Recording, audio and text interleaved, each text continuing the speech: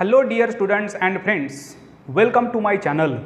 I am DC Katre, A Star Institute of Mathematics, Goregaon District, Gondia. Students, आज मैंने आपके लिए लेकर आया हूँ HSC new syllabus mathematics part 1 chapter number 5 vectors इस सीरीज का लेक्चर नंबर 6। तो आखिर तक बने रहिए।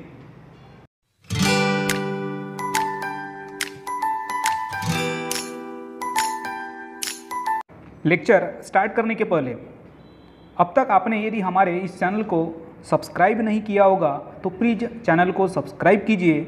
इससे आने वाले जो वीडियोज़ है उनके नोटिफिकेशन डायरेक्टली आपको मिलेंगे। स्टूडेंट्स, आज के लेक्चर नंबर 6 में हम स्टडी करने वाले हैं एक्सरसाइज 5.3 और इस एक्सरसाइज के एग्जाम्पल सॉल्व करने के लिए हमें जिस कॉन्सेप्ट की ज़रूरत पड़ने वाली है वो हम लेक्चर नंबर 5 में अच्छे से पढ़ चुके हैं, जिसमें product of vectors, angle between the vectors, scalar and vector projections और 3 डायमेंशनल ज्योमेट्री का direction angles, direction cosines, relation between direction ratios and direction cosines, ये सभी बेसिक को हमने डिटेल में लास्ट लेक्चर नंबर 5 में सीखा था। स्टूडेंट्स, मैं आपसे कहना चाहता हूँ कि लेक्चर नंबर 6 स्टार्ट करने के पहले आप लेक्चर नंबर 5 को सबसे पहले स्टडी कर लीजिए, क्योंकि जब तक आप लेक्चर नंबर 5 में जो दिए हुए कॉन्सेप्ट है उसको नहीं समझेंगे तब तक आपको एक्सरसाइज नंबर 5.3 के एग्जाम्पल पूरी तरीके से समझ में नहीं आएंगे। तो लेक्चर नंबर 5 की जो लिंक है मैंने डिस्क्रिप्शन में दे के रखी है, तो उस लिंक को फॉलो करते हुए पहले लेक्चर नंबर 5 को आप अटेंड कीजिए और उसके बाद एक्सरसाइज नंबर 5.3। एक्सरसाइज 5.3 का फर्स्ट एग्जाम्पल है find 2 unit vectors each of which is perpendicular to both u bar and v bar, where u bar equals to 2i plus j minus 2k, v bar equals to i plus 2j minus 2k। यानी यहाँ पे क्या बोला है, हमें 2 unit vectors find out करना है जो परपेंडिकुलर होंगे u बार और v बार को।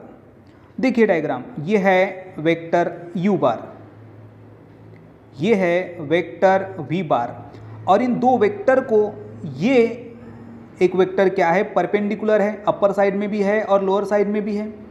ओके, और ये देखिए गौर से देखने पर ये जो वेक्टर है ये u और v बार को क्या है, परपेंडिकुलर है। तो हमें ऐसे 2 यूनिट वेक्टर्स फाइंड आउट करना है जो क्या होंगे, परपेंडिकुलर होंगे, किसको, u बार एंड v बार को। क्वेश्चन आपको समझ में आ गया होगा। और इसे सॉल्व करने के लिए हमें जिस फार्मूले का यूज़ करना है और वो फार्मूला है, देखिए यूनिट वेक्टर हमको फाइंड आउट करना है। सपोज हम यहाँ पर यूनिट वेक्टर n ले रहे हैं, इसके 2 रिजल्ट होंगे प्लस और माइनस में।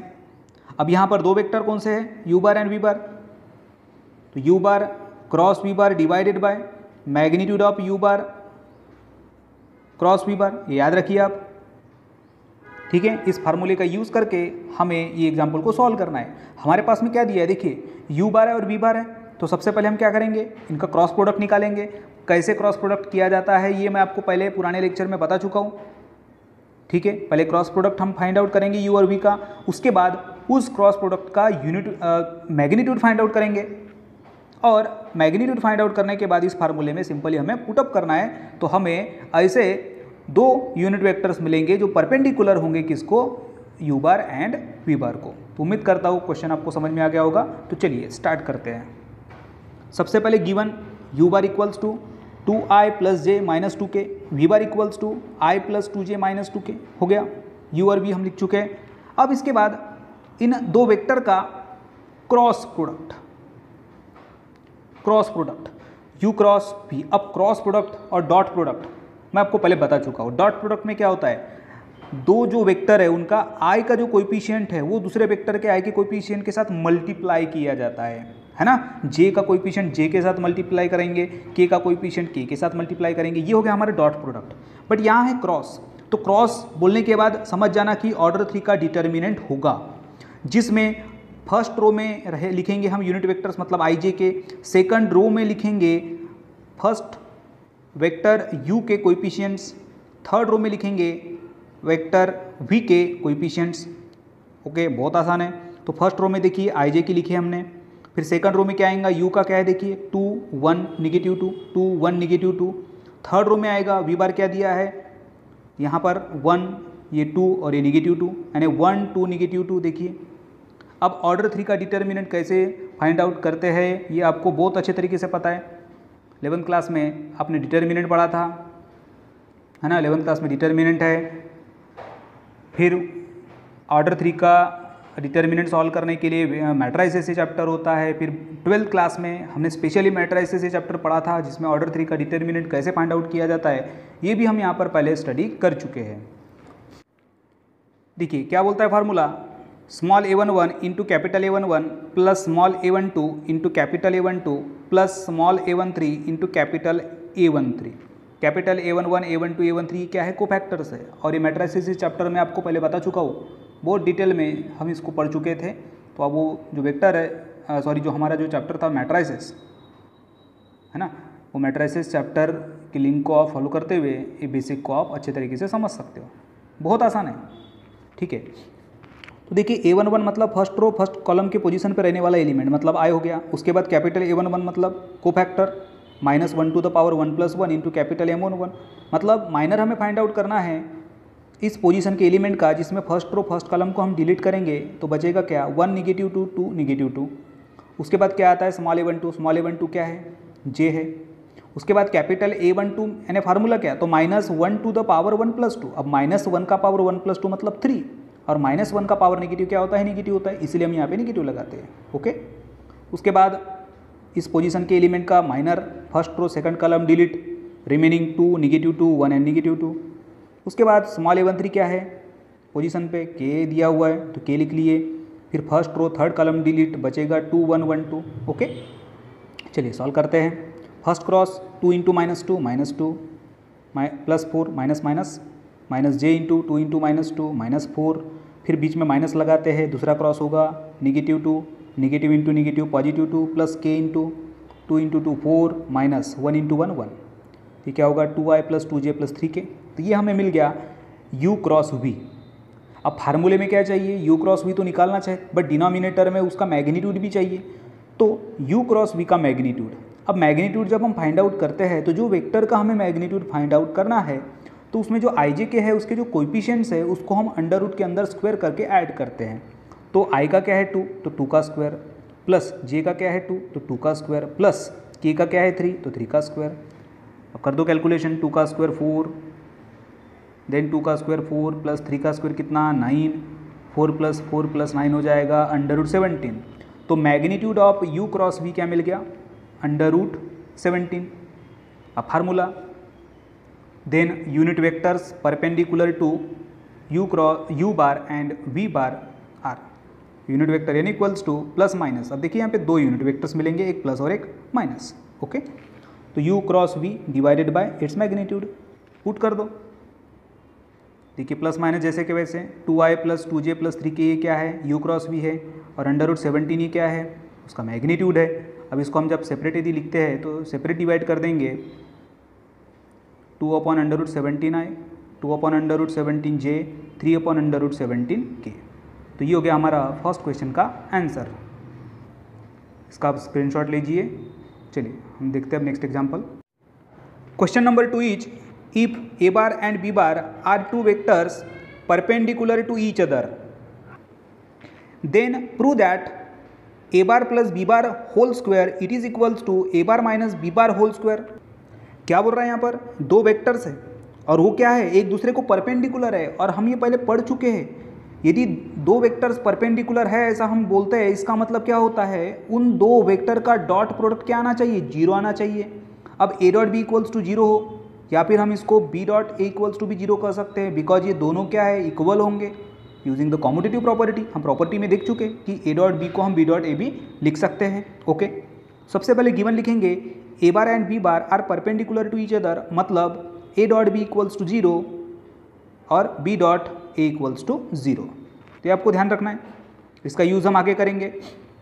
अब क्या करना है, यहाँ पे प्रूव करना है। तो मतलब ये लेफ्ट हैंड साइड हो गया और ये राइट हैंड साइड हो गया, मतलब लेफ्ट हैंड साइड के बराबर राइट हैंड साइड आना चाहिए। यानी लेफ्ट हैंड साइड का जो हम फाइनल रिजल्ट निकालेंगे वही final result right hand side का भी होना चाहिए। तो 1 बाय 1 हम इसको पहले चेक कर लेते हैं। आप लेफ्ट हैंड साइड सॉल्व करो पहले या फिर राइट हैंड साइड सॉल्व करो, बात एक ही है। तो हम पहले सॉल्व करेंगे लेफ्ट हैंड साइड को। तो left hand side equals to A bar plus B bar का होल स्क्वायर। जिस तरह हम एक्स स्क्वायर को x इंटू एक्स लिखते हैं उसी तरह A bar plus B bar के होल स्क्वायर को हम लिखेंगे A bar plus B bar dot A bar plus B bar. ठीक है, फिर separate multiplication A into A plus A into B plus B into A plus B into B. अब A bar into ए बार होता है A bar का square, magnitude लिखेंगे। याद रखना यह वेक्टर का जब हम दो से वेक्टर का मल्टीप्लिकेशन करते हैं तो यहाँ पर हम मॉड लगाते हैं, मतलब मैग्नीट्यूड लगाते हैं। तो A bar dot A bar equals to होगा मैग्नीट्यूड ऑफ ए बार का स्क्वायर।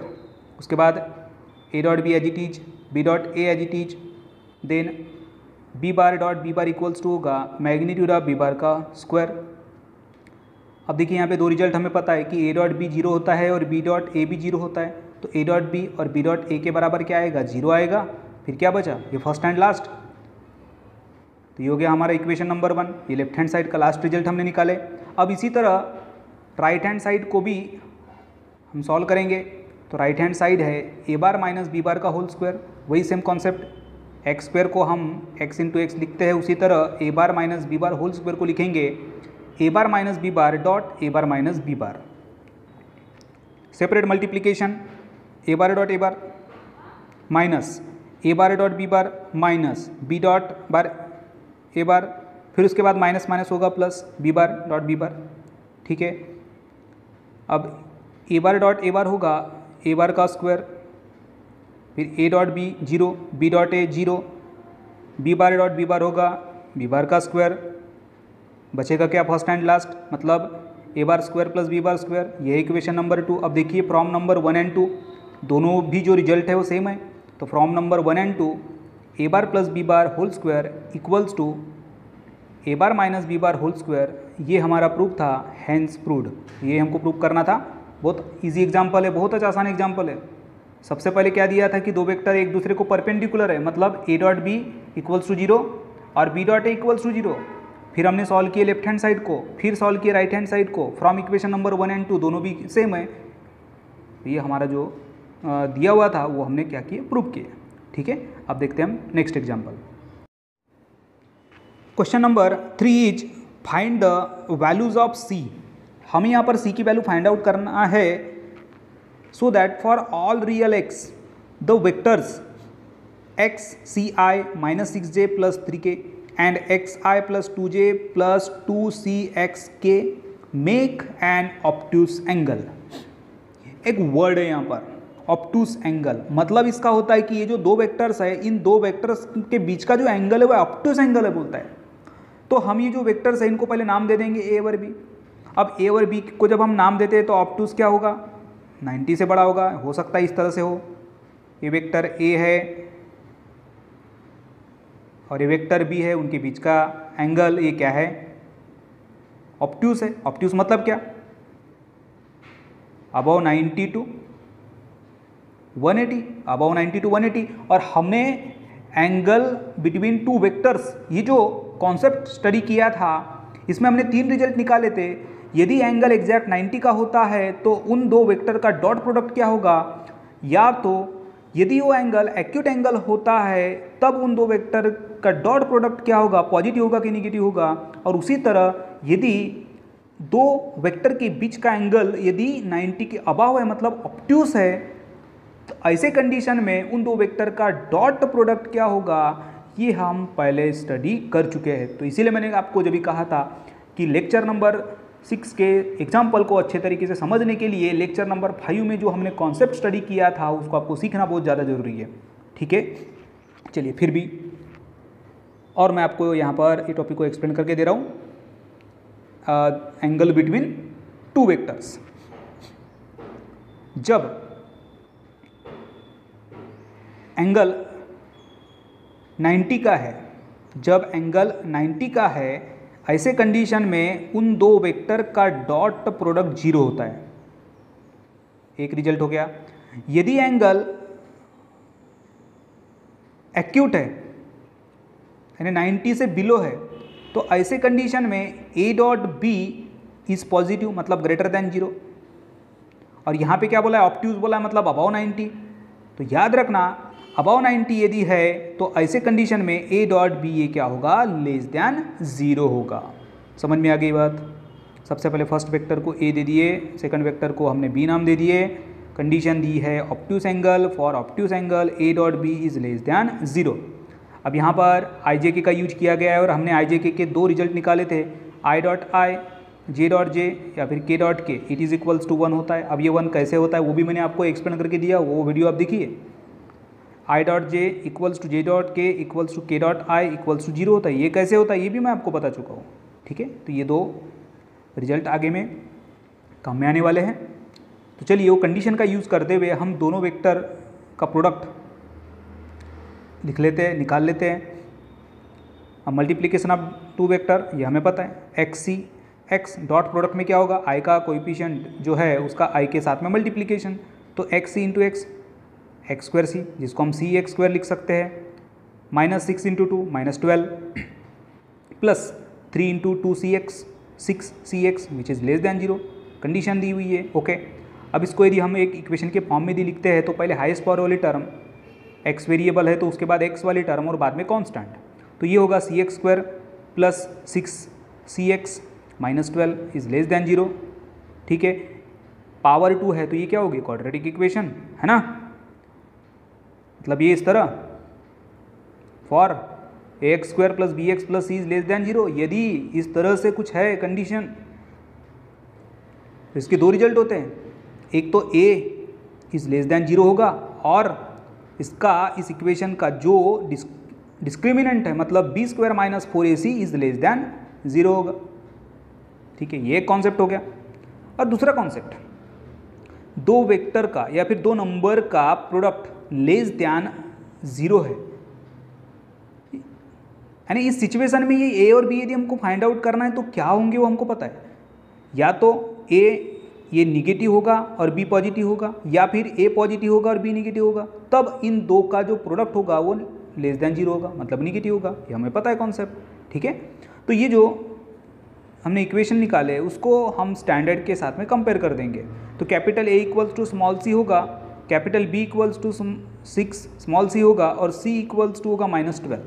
तो here A equals to C, B equals to 6c and C equals to minus 12। Then C X square plus 6cx minus 12 is less than 0। तो यहाँ से दो result हमको पता है कि a इज लेस दैन 0 तो हमने ले लिए a इज लेस दैन 0, और b square minus 4ac is less than 0, b square minus 4ac is less than 0। और अभी हमने यहाँ पर a b c निकाल चुके हैं तो यहाँ पे पुट कर दो, a equals to small c, A b equals to 6c, यहाँ पुट करने के बाद में ये तो c इज लेस दैन 0 ये रहेगा ही, और इधर में आएगा इसको जब हम सॉल्व करेंगे तो 6c का स्क्वायर होगा 36c square minus 4 into minus plus 4 into 12 48 into c is less than 0। अब यहाँ पे क्या कॉमन निकल सकता है, 12c कॉमन निकल सकता है तो निकाल लेंगे 12c। 36c स्क्वायर में से 12c को यदि कॉमन निकालते तो बचेगा कितना 3c, एंड 48c में से 12c को निकालेंगे तो बचेगा 4। अब इस 12 को भेज दो राइट साइड में तो जाएगा 0 की तरफ, तो बचेगा कितना c into 3c plus 4 is less than 0, या फिर आप 12c को भी सेंड कर सकते हो, okay. c is less than 0 तो है ऑलरेडी, और दूसरा क्या था 3c प्लस 4 इज लेस 4, ये तो लेस देन 0 था ना, है ना। देखो एक तो c डॉट ये लिखा हुआ है और मैंने आपको अभी बताया था कि a dot b less than 0 कब होगा, जब या तो a इज लेस दैन 0 होगा और b इज ग्रेटर दैन 0 होगा, एक पॉजिटिव और एक निगेटिव होगा तभी तो उन दोनों का प्रोडक्ट निगेटिव आता है। तो c इज लेस दैन 0 लिए तो फिर 3c प्लस 4 ये क्या होगा, ग्रेटर दैन 0 होगा। चलिए इसको हम आगे सॉल्व करते हैं, क्या वो मिल रहा है हमें 3c इज ग्रेटर दैन, ये 4 जाएगा राइट में तो minus 4, then c is greater than minus 4/3। अब इसको हम नंबर लाइन में यदि समझते हैं तो नंबर लाइन में क्या बोल रहा है कि c कैसा है, बोलता है कि c इज लेस दैन 0। अब नंबर लाइन के ऊपर ये राइट साइड में पॉजिटिव इधर निगेटिव, 0 से छोटा है बोलता है, और -4/3 से बड़ा होना चाहिए। सपोज ये -4/3 है तो इससे बड़ा ये वाला और 0 से छोटा, बात आ रही समझ में? -4/3 भी नहीं चाहिए, -4/3 से छोटा, मतलब यहाँ इंटरवल भी जब हम यूज करेंगे तो ओपन इंटरवल आएगा। देखिए सबसे कम क्या है, -4/3, which is less than c, which is less than 0।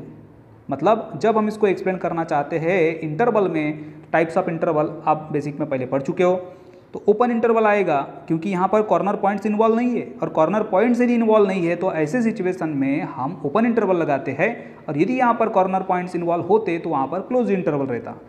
तो यहाँ पे क्या हो गया, -4/3 एंड 0, ये ओपन इंटरवल, मतलब सी की जो वैल्यू है, सी किसको बिलोंग करता है, ओपन इंटरवल -4/3 एंड 0 को, मतलब ये है हमारा सी इस नंबर लाइन के ऊपर का। हमको फाइंड आउट करना था वैल्यू सी की, और कंडीशन थी कि जो दो वेक्टर है उनके बीच का एंगल क्या है, ऑब्ट्यूस एंगल है। तो ओके, एग्जाम्पल नंबर 3 आपको समझ में आ गया। चलिए कॉपी कर लीजिए, इसके बाद हम देखते हैं नेक्स्ट एग्जाम्पल। स्टूडेंट्स, ये जो एक्सरसाइज नंबर 5.3 है, ये 5.1 और 5.2 के ही तरह एकदम डिफरेंट है। मतलब आप जब कंपेयर करोगे पुराने एक्सरसाइज के साथ में, तो उसके एग्जाम्पल और इसके एग्जाम्पल बहुत डिफरेंस है। यहाँ पर लगभग 90% एग्जाम्पल न्यू दिए हुए हैं, ठीक है। इस एक्सरसाइज का एग्जाम्पल नंबर 4 देखते हैं हम। Show that the sum of the length of projections of PI + QJ + RK on the coordinate axes is 9, where P = 2, Q = 3 and R = 4। अब ये आ गया हमारा कॉन्सेप्ट प्रोजेक्शन का। तो प्रोजेक्शन टॉपिक में आपको स्टडी यानी हम पढ़ चुके थे, मैंने आपको ये सिखा चुका था, projections, scalar projections and vector projections. एक वेक्टर का दूसरे वेक्टर के ऊपर परछाई क्या होती है, वो होता है उसका प्रोजेक्शन। ये जो वेक्टर दिया हुआ है, सपोज इसको हम कंसीडर करते हैं वेक्टर ए। तो देखिए ये जो वेक्टर ए है, इसका प्रोजेक्शन एक्स एक्सिस के ऊपर, वाई एक्सिस के ऊपर और जेड एक्सिस के ऊपर क्या होगा, सबसे पहले वो हम फाइंड आउट करेंगे। मतलब क्या फाइंड आउट करना है, projection of vector a bar on x axis, projection of A bar on y axis and projection of A bar on z axis. तो ये सबसे पहले हम फाइंड आउट कर लेते हैं, ठीक है।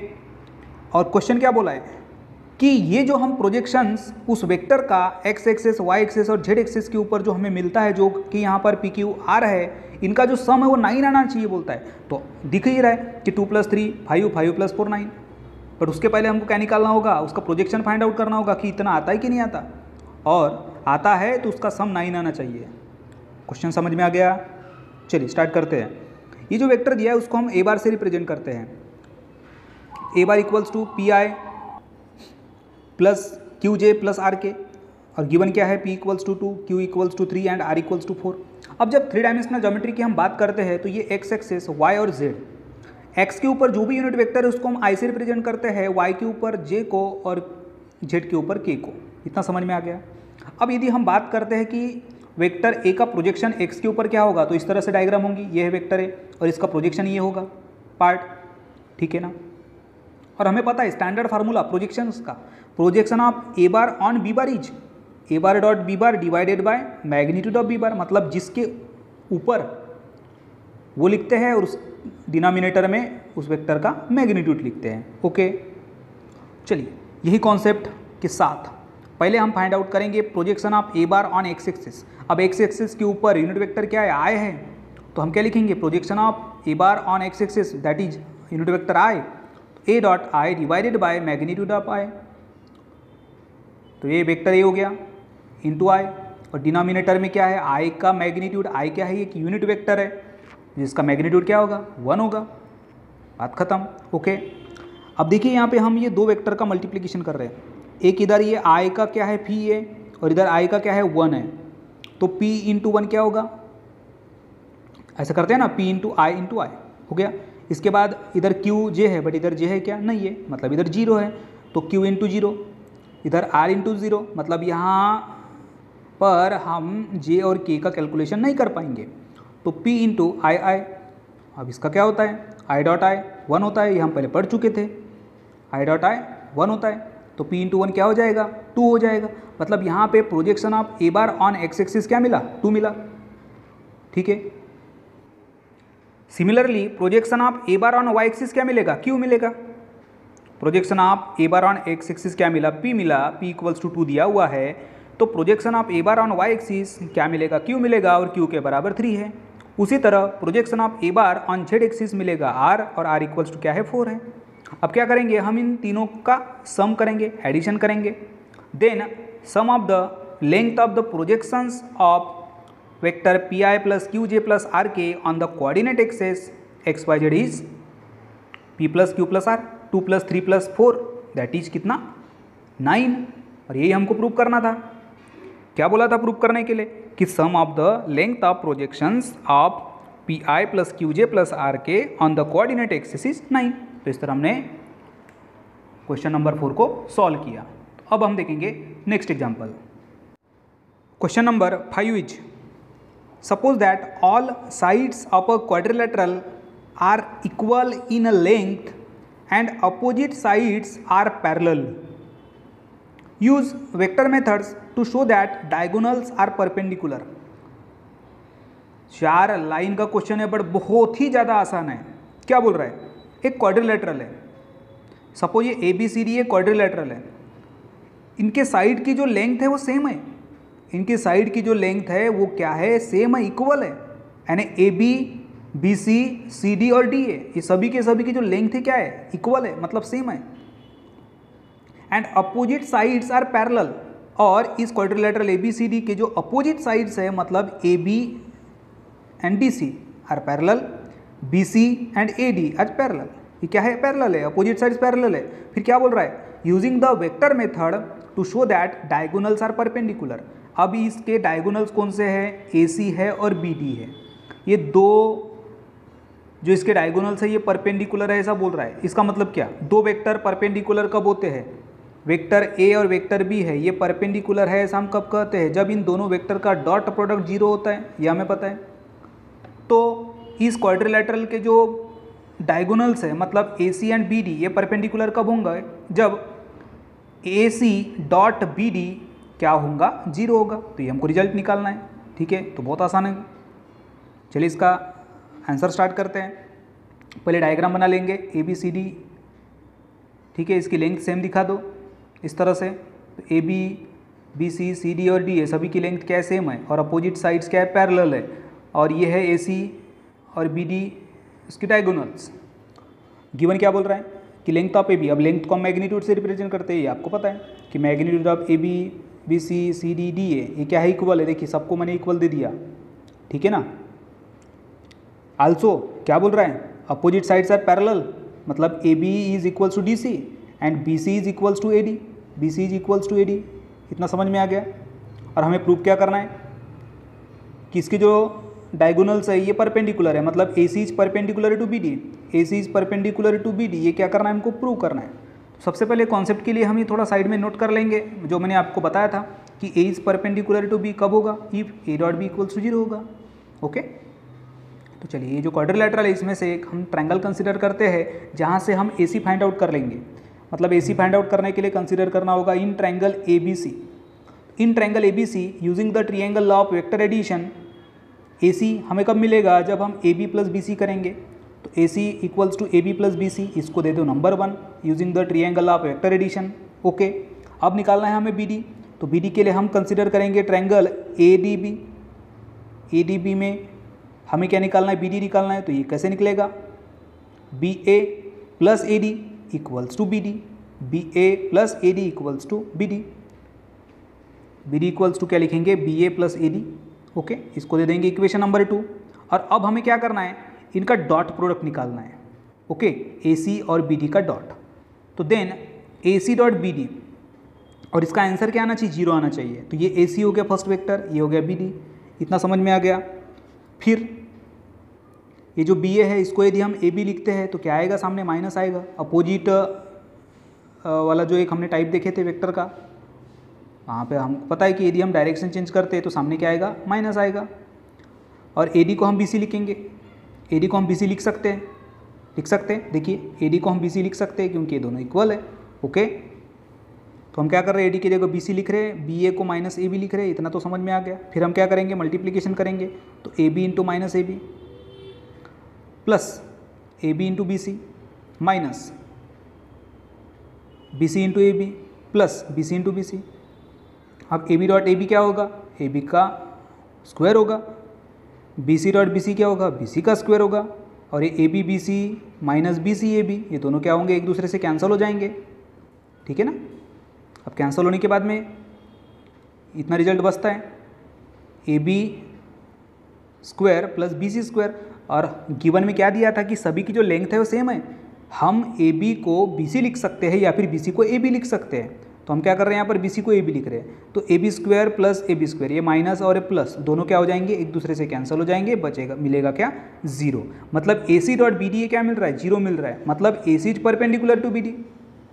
जब ये ए सी ये perpendicular to B C B D है, इसका मतलब जो quadrilateral A B C D है उसके जो डायगोनल्स है वो क्या है, परपेंडिकुलर है। Therefore the diagonals of a required quadrilateral are perpendicular. Answer समझ में आ गया। सबसे पहले हमने गिवन लिखे कि लेंथ सेम है, अपोजिट साइड्स पैरेलल है, फिर ट्रायंगल में ए सी फाइंड आउट किए, फिर बी डी फाइंड आउट किए, उसके बाद उन दोनों का डॉट प्रोडक्ट निकाले, फिर आप यहाँ पर सेपरेट मल्टीप्लिकेशन किए, और लास्ट में जो आंसर हमको मिल रहा है वो क्या मिला, जीरो मिला, और ये जीरो मिल रहा है, इसका मतलब A C is perpendicular to B D. ये हो गया हमारा proof. Next example, question number 6 is determine whether A bar and B bar are orthogonal, parallel और नाइदर। क्या बोल रहा है कि यहाँ पे जो दो वेक्टर दिए हुए हैं ए बार एंड बी बार, वो ऑर्थोगोनल है या पैरेलल है या फिर दोनों भी नहीं है, ये चेक कीजिए। सबसे पहले इसका मतलब आपको समझ में आना चाहिए कि ऑर्थोगोनल क्या होगा और पैरेलल किसे कहेंगे। अब याद रखिए, ऑर्थोगोनल को हम परपेंडिकुलर कहते हैं, और परपेंडिकुलर की कंडीशन आपको पता है कि दो वेक्टर परपेंडिकुलर है, मतलब ए डॉट बी क्या होगा, जीरो होगा। समझ में आ गया। दो वेक्टर का डॉट प्रोडक्ट यदि जीरो आता है तो हम क्या कहेंगे कि वो दो वेक्टर क्या है, ऑर्थोगोनल है, मतलब परपेंडिकुलर है। ये ऑर्थोगोनल का मतलब समझ में आ गया। अब पैरेलल, अब parallel, two vectors are parallel means एक वेक्टर दूसरे वेक्टर का स्केलर मल्टीपल यदि है तब वो दो वेक्टर क्या होंगे, पैरेलल होंगे। मतलब A bar equals to lambda into B bar, vector A is a scalar multiple of B, ये भी आप पढ़ चुके हो, ठीक है। दोनों का कॉन्सेप्ट आपको समझ में आ गया, और दोनों भी नहीं है मतलब ना इधर लिखेंगे हम, ठीक है। बट याद रखना कि इस टाइप की जो प्रॉब्लम आप सॉल्व करोगे तो सबसे पहले चेक करोगे कि वो पैरेलल है या नहीं है। अब पैरेलल मतलब कि एक वेक्टर दूसरे वेक्टर का स्केलर मल्टीपल है या नहीं है। तो वो चेक करने के लिए जो दो वेक्टर दिए उसके बीच का पहले रिलेशन देख लेना कि वेक्टर ए और बी में कुछ रिलेशन बन सकता है क्या। आई का कोएफिशिएंट देखो दोनों वेक्टर का, कुछ है क्या रिलेशन, जे का कोएफिशिएंट देखो, के का कोएफिशिएंट देखो, कुछ रिलेशन बनता है क्या। यदि आपको लग रहा है कि हल्का सा कुछ रिलेशन है तो सबसे पहले चेक करना पैरेलल की कंडीशन, ठीक है। चलिए first example is A bar equals to -9i plus 6j plus 15k, B bar equals to 6i minus 4j minus 10k। अब ए बार इक्वल्स टू इतना दिया हुआ है और ये बी बार है। हम ए बार जो दिया है वो बी के साथ में कुछ रिलेशन बनता है कि नहीं बनता वो चेक कर लेंगे। तो देखिए 9 और 6, इधर 6 और 4, इधर 15 और 10, इसमें कुछ तो रिलेशन लग रहा है, हमें कुछ तो रिलेशन लग रहा है। 3 2 3 2 3 रेस टू 2 3 2 3 2 ऐसा कुछ समझ में आ रहा है, ओके। अब ये वेक्टर ए में कुछ कॉमन निकल सकता है क्या, यस। -3 को यदि हमने कॉमन निकाले तो 3i minus 2j minus 5k बचेगा, ओके। अब इधर देखिए कितना है, i के साथ 6 है, इधर 3 है, तो 3 की जगह 6 कब आएगा, जब हम 3 को 2 से मल्टीप्लाई करेंगे। इधर 4 है, यहाँ पे 2 है, 2 से मल्टीप्लाई करेंगे, इधर 10 है और इधर 5 है, 2 से मल्टीप्लाई करेंगे, यानी कुल मिला के हम इस ब्रैकेट को 2 से मल्टीप्लाई कर सकते हैं। अब 2 से यदि मल्टीप्लाई किए तो इसको हम क्या करेंगे, बैलेंस करेंगे, डिनोमिनेटर में भी 2 लगा देंगे। मतलब यदि हम 2 से 2 कैंसिल करेंगे तो हमारी पुरानी स्टेप आती है और ये 2 लगाने के बाद हमें रिजल्ट मिलता है आगे का, ओके। तो -3/2 सेपरेट मल्टीप्लिकेशन करेंगे तो 6i minus 4j minus 10k, और ये क्या है, वेक्टर बी बार है, यानी A bar equals to -3/2 into B bar, यानी इसको ऐसा लिख सकते हैं क्या, A bar equals to lambda into B bar, okay, where lambda equals to -3/2, okay. तो A bar is a scalar multiple of B bar, और ये सिचुएशन है, इसका मतलब A bar is parallel to B bar, hence A bar is parallel to B bar. उम्मीद करता हूँ student आपको समझ में आ गया होगा। आपको सबसे पहले वो दोनों के बीच में रिलेशन है या नहीं है ऑब्जर्व करना पड़ेगा। लग रहा है, दिखा दीजिए रिलेशन कि A bar is scalar multiple of B bar, इस तरह हमने निकाले। ओके, सेकंड वाला भी एग्जांपल इसी तरह से आपको सॉल्व करना है। अब हम देखते हैं थर्ड वाला और उसके बाद फोर्थ वाला। तो थर्ड नंबर है A bar equals to -3/5i plus 1/2j plus 1/3k and B bar equals to 5i plus 4j plus 3k। अब जब हम ये दोनों को गौर से देखते हैं तो रिलेशन हमको कैसा नज़र आ रहा है, देखिए -3/5 और इधर 5, इधर 1/2 और 4, इधर 1/3 और 3, रिलेशन नहीं बन रहे। इसका मतलब यहाँ पर वो पैरेलल है या नहीं है वो हम 100% नहीं कर सकते। इसीलिए क्या करना होगा, जो ऑर्थोगोनल का जो रिजल्ट है A dot B equals to 0 आता है कि नहीं आता वो हम देख लेंगे। तो ए डॉट बी, ये vector A dot B, dot product में क्या होगा, आई का कोएफिशिएंट आई के कोएफिशिएंट के साथ मल्टीप्लाई करेंगे तो -3/5 into 5 plus 1/2 into 4 plus 1/3 into 3, 5 से 5 कैंसल, -3, 4/2 2, 3 से 3 कैंसल, बचेगा 1, यानी कितना मिल रहा है हमको, 0 मिल रहा है। यानी A dot B equals to 0, therefore A is perpendicular to vector B, hence A bar and B bar are orthogonal. एक एग्जाम्पल हो गया हमारा पैरेलल का, एक एग्जाम्पल हो गया हमारा ऑर्थोगोनल का, और इसके बाद का जो हम एग्जाम्पल देखेंगे वहाँ पर ना तो वो पैरेलल होगा ना तो वो ऑर्थोगोनल होगा। तो अब हम देखते हैं number 4। A bar equals to 4i minus J plus 6k, B bar equals to 5i minus 2j plus 4k। ये दिए हुए हैं ए एंड बी। अब क्या करेंगे, हम इन दोनों का डॉट प्रोडक्ट निकालेंगे। कर दो multiplication, 4 into 5 plus -1 into -2 plus 6 into 4, 20 plus 2 plus 24, ये होगा 46 and 46 is not equals to 0, है ना। नॉट इक्वल टू 0 है मतलब ये परपेंडिकुलर एक दूसरे को नहीं है, मतलब A is not perpendicular to B, means A bar and B bar are not orthogonal, orthogonal नहीं है। अब इनके बीच में यदि हम रिलेशन देखते हैं, जैसे 4 और 5 में, -1 और -2 में, 6 और 4 में कोई रिलेशन नहीं है, मतलब यहाँ पर भी A is a scalar multiple of B, ऐसी भी कंडीशन नहीं होंगी। Also A is a not a scalar multiple of B, हमने दोनों भी लिख चुके हैं। अब दोनों भी लिख चुके हैं मतलब क्या होगा, A bar and B bar are neither orthogonal nor parallel. ये रिजल्ट हो गया फोर्थ का। ठीक है, बहुत इजी कॉन्सेप्ट था। पैरेलल है मतलब उन दो वेक्टर के बीच का रिलेशन होना चाहिए, मतलब vector A scalar multiple of B, तब हम कहेंगे क्यों पैरेलल है।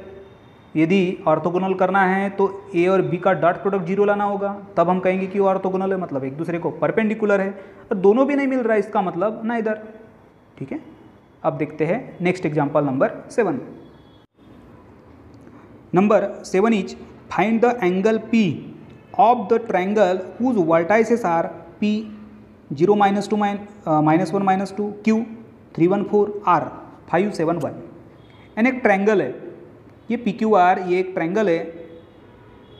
3 वर्टाइसेस यहाँ पर दिए हुए हैं। P दिया हुआ है 0 -1 एंड -2, Q दिया हुआ है 3 1 4 एंड R दिया हुआ है 5 7 एंड 1। और किस एंगल हमको फाइंड आउट करना है, ये P वाला, तो ये हो गया थीटा। ठीक है ना। अब ये 3 पॉइंट्स है, तो सबसे पहली स्टेप हमारी क्या होती है, पोजीशन वेक्टर हम लिखते हैं। तो let P bar Q bar R bar be the position vectors of points P Q R respectively. फिर जो पॉइंट्स है उनको वेक्टर में कन्वर्ट कर देंगे। तो 0 -1 -2 को लिखेंगे 0i -j -2k, ये हो गया P बार। 3 1 4 को लिखेंगे 3i + j + 4k, ये हो गया Q बार। और पॉइंट R 5 7 1 को लिखेंगे 5i + 7j + k, ये वेक्टर R। यहाँ पर ध्यान दीजिएगा, ये जो एंगल P है ना, P का एंगल हमें कब, ये किसका एंगल है, PQ एंड PR का, PQ एंड PR का एंगल है theta. Okay, PQ and PR। और हमें पता है ये दो वेक्टर के बीच का यदि हमको एंगल फाइंड आउट करना है तो हमने एक फार्मूले का यूज किए थे, याद कीजिए। ए बार एंड बी बार ये दो वेक्टर है और हमें फाइंड आउट करना है इनके बीच का एंगल। तो यूज़ हमने किए थे cos theta equals to A bar dot B bar divided by magnitude of A bar into magnitude of B bar, ये हमारा फार्मूला है। अब यहाँ ए बार के बराबर क्या है, PQ है, और बी बार के बराबर क्या है, पी आर है, तो यहाँ पे हम वो पुट कर देंगे। देखिए समझ में आ गई बात आपको। देखिए cos theta equals to A dot B divided by magnitude of A bar into magnitude of B bar, ये है कॉस थीटा, फार्मूला है ना। अब यहाँ पर ए बार के बराबर पी क्यू, तो ये ए बार के बराबर यहाँ पर पी क्यू आएगा, P Q dot P R divided by magnitude of P Q into magnitude of P are. यानी हमें यहाँ पे क्या फाइंड आउट करना है, पी क्यू फाइंड आउट करना है, पी आर फाइंड आउट करना है। अब पी क्यू यानी क्या होता है, Q minus P, P R यानी क्या होगा, आर माइनस पी। ये पहले बेसिक हम स्टडी कर चुके हैं। ओके चलिए पहले फाइंड आउट करेंगे P Q, Q minus P. ये क्यू में से पी को माइनस कर दो, सब्ट्रैक्शन आप टू वेक्टर्स पढ़ चुके हो, तो पी क्यू में क्या मिला 3i plus 2j plus 6k। अब इसी तरह हम फाइंड आउट करेंगे पी आर। पी क्यू पहले फाइंड किए, फिर पी आर फाइंड आउट करेंगे, उसके बाद करेंगे उसका मैग्नीट्यूड फाइंड और उसको पुट करेंगे फार्मूले में। पी क्यू के बाद P R, R minus P, ये आर हो गया, ये पी हो गया, आर माइनस पी। सब्ट्रैक्शन कैसे करते हैं मैं आपको बताऊंगा, डिटेल आपको बताऊंगा नहीं, अब पता है आपको है ना। 5 minus 0 5, 7 minus minus plus 1 8, 1 plus 2 3। अब हमने पी आर फाइंड आउट किए और उसके पहले पी क्यू फाइंड आउट किए, तो अब निकालेंगे उसका magnitude, magnitude of P Q. अब पी क्यू क्या निकाले थे, 3i plus 2j plus 6k, और उसका मैग्नीट्यूड निकालना है, मतलब आई जे के जो कोइफिशिएंट है उसका हम स्क्वायर करेंगे और एडिशन करेंगे अंडर रूट के अंदर। तो 3 square plus 2 square plus 6 square, तो ये हो गया 9 प्लस 4 प्लस 36 अंडर रूट 49 मतलब 7। यानी मैग्नीट्यूड ऑफ पी क्यू क्या मिला, 7 मिला। अब इसी तरह पी आर का मैग्नीट्यूड निकालेंगे। अब पी आर क्या दिया था, देखिए 5 8 3, तो इनका स्क्वायर करो अंडर रूट के अंदर और ऐड करो, 5 square plus 8 square plus 3 square 25, 8 का 64, 3 का 9, ये होगा 98। अब 98 को हम 49 इंटू 2 भी लिख सकते हैं। 49 किसका स्क्वायर है, 7 का, बाहर निकालेंगे तो 7 आएगा, तो 7 root 2। And magnitude of P R equals to 7 under root 2। We know that angle, तो और यहाँ पे थीटा क्या है, ये है angle between vector P Q and P R. इसको हम एंगल पी भी रिप्रेजेंट कर सकते हैं, ठीक है। Formula using P Q dot P R upon magnitude of P Q into magnitude of P are. मैं जब ये आपको फार्मूला बता चुका हूँ, न्यूमरेटर में क्या करेंगे, इन दोनों का डॉट प्रोडक्ट करेंगे और डिनोमिनेटर में मल्टीप्लिकेशन करेंगे। तो डॉट प्रोडक्ट में क्या होगा, 3 into 5 plus 2 into 8 plus 6 into 3, and denominator में 7 इंटू 7 कितना 49 under root 2 as it is. 3 into 5 15, 2 into 8 16, 6 into 3 18, denominator as it is. Addition करेंगे तो ये होगा 49, 49 से 49 कैंसल, बचेगा 1 by root 2, cos theta equals to 1 by root 2, and we know that cos 45 means 1 by root 2। तो देखिए theta के बराबर हमको क्या मिल रहा है, 45 मिल रहा है, और थीटा ये क्या है, एंगल P है। Hence angle P it is equals to 45 degree. उम्मीद करता हूँ स्टूडेंट ये वाला एग्जाम्पल आपको अच्छे तरीके से समझ में आ गया होगा, प्रैक्टिस कीजिए। Next example, question number 8 is if unit vector P Q R are the unit vectors, यानी इसको हम P cap Q cap R cap भी कर सकते हैं, और ये क्या है, यूनिट वेक्टर्स है। Then find P dot Q और निकालना है P डॉट R। तो सबसे पहले हम एक ट्रायंगल कंसीडर कर लेते हैं। सपोज ये एक ABC ये एक ट्रायंगल है। अब वो कौन सा ट्रायंगल है वो यहाँ पे हम देखने के बाद समझ में आपको आ जाएगा। इसकी 3 साइड्स है, ये पहले साइड का पोजीशन वेक्टर P बार, ये दूसरे साइड का पोजीशन वेक्टर R बार, और हम इसको ले रहे Q बार। क्या दिया है कि P Q R are the unit vectors, मतलब इनकी जो लेंथ है वो क्या है, सेम है। यानी magnitude of P, magnitude of Q and magnitude of R equals to same length, और यूनिट वेक्टर है मतलब मैग्नीट्यूड 1 है। अब जब ये तीनों की लेंथ सेम है, मतलब AB equals to BC equals to AC equals to 1, जब लेंथ सेम है इसका मतलब ये इक्विलेटरल ट्रायंगल है, और इक्विलेटरल ट्रायंगल है मतलब तीनों भी एंगल कितने का है, 60 का है। Therefore triangle ABC is an equilateral triangle. Angle A equals to angle B equals to angle C, it is equals to 60 degree. ठीक है, अब यूज़ करेंगे हम एंगल बिटवीन टू वेक्टर्स वाला फार्मूला। हमें पता है कि formula cos theta equals to A और बी की यदि हम बात करते हैं तो A dot B upon magnitude of A into magnitude of B. तो यहाँ हमें फाइंड आउट करना है पी क्यू। तो देखिए पी क्यू कहाँ पर आएगा, ए के ऊपर आएगा। तो कॉस ए इक्वल्स टू क्या, P dot Q upon magnitude of P into magnitude of Q. अब पी और क्यू का मैग्नीट्यूड पता है 1 है, और ये ए एंगल बराबर कितना 60, तो cos 60 and cos 60 equals to 1/2। बचेगा क्या, पी डॉट क्यू। तो P dot Q equals to क्या मिल रहा है 1/2। ये हो गया फर्स्ट आंसर। कितना ईजी है, बहुत आसान है। उसके बाद हमको पी आर फाइंड आउट करना है। पी आर देख लिए डॉक्यूमेंट इसमें डायग्राम में, तो पी आर एंगल बी, मतलब हम यहाँ यूज करेंगे कॉस बी। तो cos B equals to P dot R upon magnitude of P into magnitude of R. अब इनका मैग्नीट्यूड क्या होगा, 1 होगा, और कॉस ये एंगल बराबर 60, तो ये 1/2 equals to P dot R. Therefore P cap dot R cap equals to 1/2। तो ये हो गया दूसरा रिजल्ट। बहुत आसान है। क्वेश्चन नंबर 8 आपको समझ में आ गया, बहुत ईजी था। नेक्स्ट एग्जाम्पल देखते हैं। Example number 9 is prove that by vector method the angle subtended on a semicircle is a right angle. क्या बोल रहा है यहाँ पर, एक सेमी सर्कल है, यहाँ पर एक ट्रायंगल है। अब एंगल की बात आ गई, मतलब यहाँ पे एक ट्रायंगल है, suppose A B C be the triangle, और इस सेमी सर्कल के ऊपर ये जो पॉइंट है, ये इस ट्रायंगल में इसका जो एंगल है वो राइट एंगल है, ऐसा बोल रहा है। मतलब ये जो ट्रायंगल है राइट एंगल होना चाहिए सी के ऊपर, मतलब ये जो दो वेक्टर है वो एक दूसरे को क्या होना चाहिए, परपेंडिकुलर होना चाहिए। अब अभी हमने एक एग्जांपल सॉल्व किए थे परपेंडिकुलर वाला, तो यदि एंगल सी ये 90 का है ऐसा हम कहते हैं, इसका मतलब C A dot C B ये क्या होना चाहिए, 0 होना चाहिए। ओके, क्वेश्चन समझ में आ गया। ये सेमी सर्कल, ये ट्रायंगल, और सेमी सर्कल के ऊपर ये जो पॉइंट सी है, इस सरकम्फरेंस के ऊपर है पॉइंट सी, और ये एंगल कितने का क्रिएट कर रही है, बोलता है 90 का, मतलब वो राइट एंगल्ड है। ओके, तो चलिए इसको पहले डिस्क्राइब करते हैं कि O be the centre of a circle. O ये क्या है, सेंटर है सर्कल का, and R be the radius of a circle, A and B be the two end points of a diameter A B.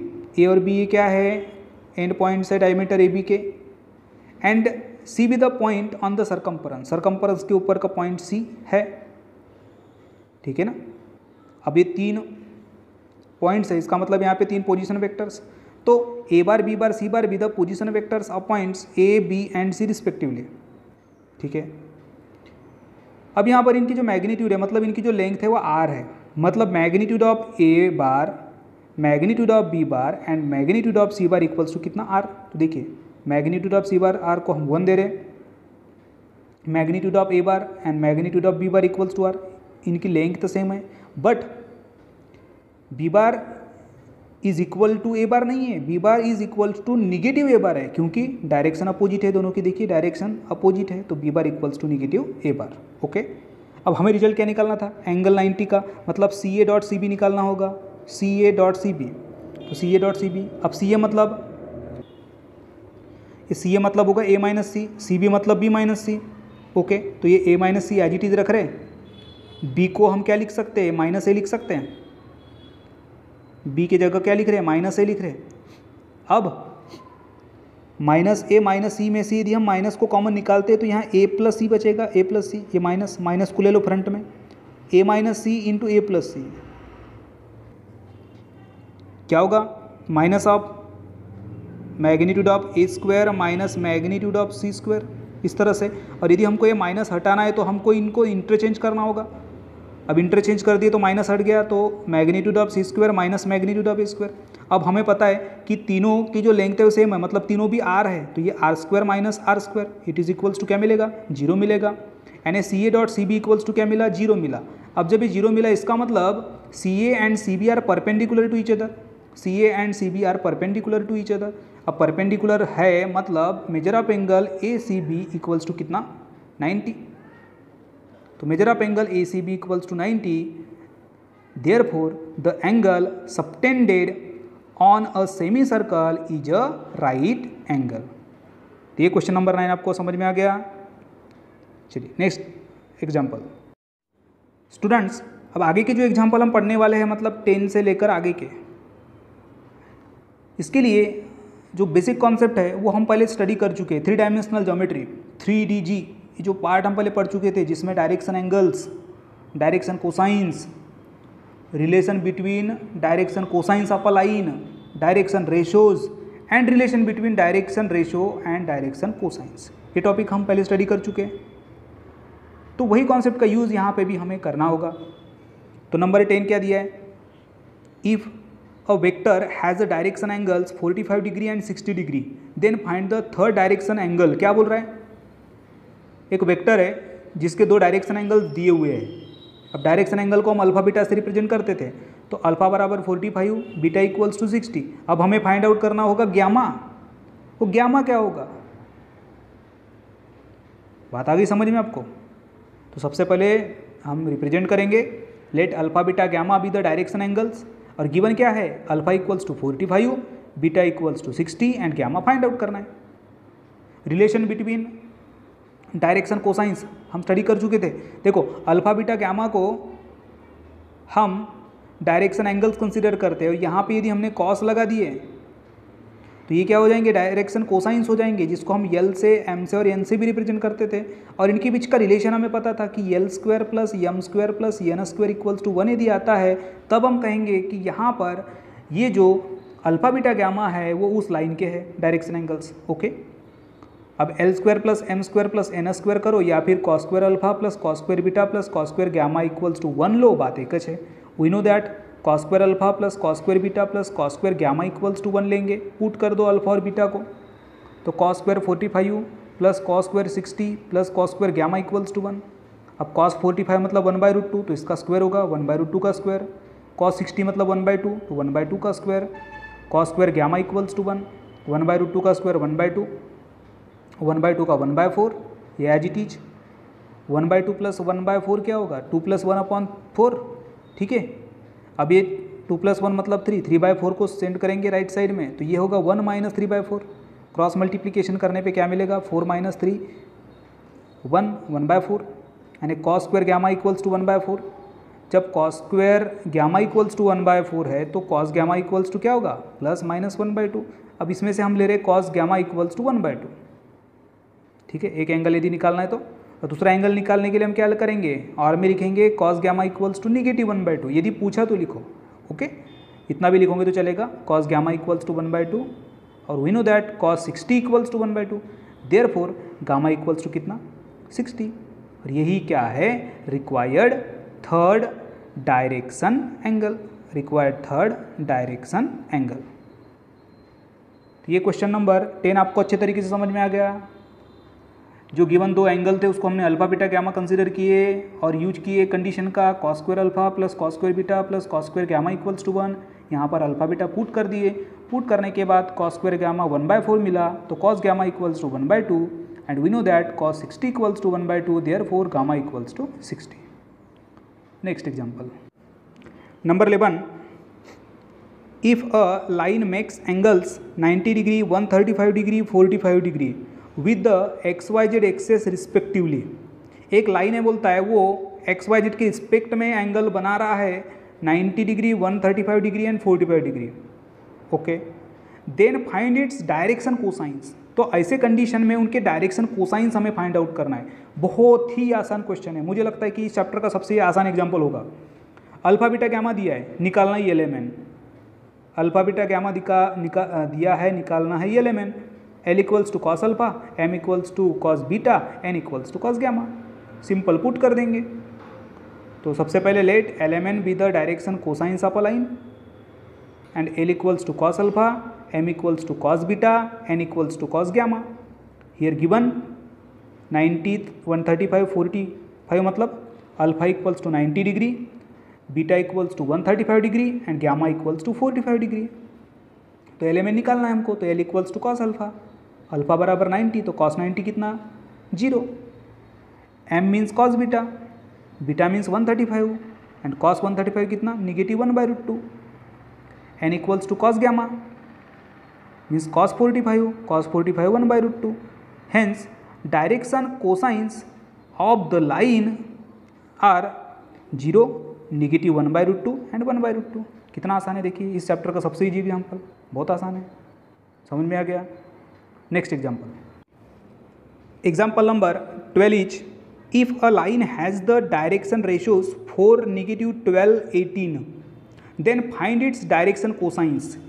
अब यहाँ पर direction ratio है, direction cosines निकालना है, यानी याद कीजिए relation between direction ratio and direction cosine. बहुत आसान है। डायरेक्शन रेशियो को हम ABC से रिप्रेजेंट करते हैं, मतलब A = 4, B = -12, C = 18, और निकालना क्या है, डायरेक्शन कोसाइंस। यदि ABC है तो हम LMN निकाल सकते हैं, L = A/√A² + B² + C²। M = क्या होगा, B/√A² + B² + C²। N = C/√A² + B² + C², यानी सभी फार्मूले में √A² + B² + C² निकालना चाहे तो सबसे पहले हम वो निकाल लेंगे अंडर रूट, क्योंकि ये बार बार वही यूज़ होगा, तो बार बार वो निकालने की जरूरत नहीं है, एक बार निकाल लो, पुट कर दो। ओके, तो now direction ratios of the line are A = 4, B = -12, C = 18, and let LMN be the direction cosines of a line. पहले फाइंड करेंगे √A² + B² + C², तो ये होगा 4² प्लस -12² प्लस 18²। 4 का होगा 16, -12 का 144, 18 का होगा 324, ऐड करेंगे तो ये होगा 484, और √484 मतलब 22। तो ये हमने निकाल लिया √A² + B² + C²। अब क्या करना है, इसे हमें पुट करना है relation between direction ratio and direction cosines में से जो हमने LMN फाइंड आउट करना था उसमें। Then L = A/√A² + B² + C²। अब A बराबर कितना, 4, और अंडर अभी निकाले हमने 22। 4/22 को हम 2/11 भी लिख सकते हैं, तो ये मिल गया हमको L। M = B/√A² + B² + C²। B = है -12, और ये अंडर रूट अभी हमने फाइंड किए 22। -12/22 इसको हम 2 से ही डिवाइड कर, मतलब 2 से डिवाइड करते हैं तो ये -6, और ये होगा 11। ये मिल गया M। N बराबर है C/√A² + B² + C²। C मतलब 18, और ये अंडर रूट है 22। 18/22 को लिखेंगे हम 9/11। Hence the direction cosines of the line are, hence required direction cosines of the line are 2/11, -6/11 and 9/11। तो आज के एग्जाम्पल आपको पूरी अच्छे तरीके से समझ में आ गए होंगे। ये वाली एक्सरसाइज एकदम मॉडिफाइड थी और आसान भी इसके एग्जाम्पल्स थे। तो उम्मीद करता हूँ स्टूडेंट आज का लेक्चर नंबर 6 आपको पसंद आया होगा। यदि ये वीडियो पसंद आया हो तो हमारे इस वीडियो को लाइक कीजिए, और अपने जो साथी जो फ्रेंड्स हैं उनको इस वीडियो को ज़्यादा से ज़्यादा शेयर कीजिए। और अब तक यदि आपने हमारे इस चैनल को सब्सक्राइब नहीं किया होगा तो हमारे इस चैनल को सब्सक्राइब टू ऑल कीजिए। इससे क्या होगा, आने वाले जो भी नोटिफिकेशंस है वो आपको डायरेक्टली मिला करेंगे। तो अब मैं DC कटरे मिलूँगा नेक्स्ट लेक्चर नंबर 7 में। Thank you.